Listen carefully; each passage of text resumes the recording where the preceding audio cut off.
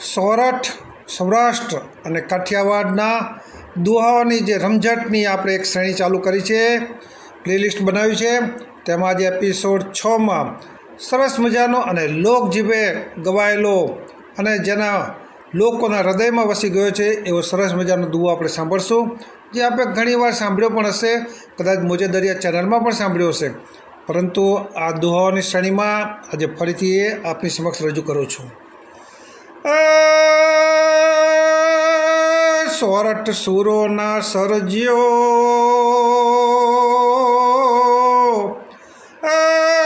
નાચડ્યો ગડગડનાર,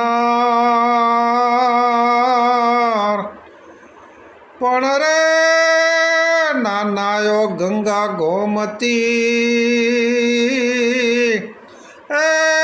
એનો રે ગયો અવતાર,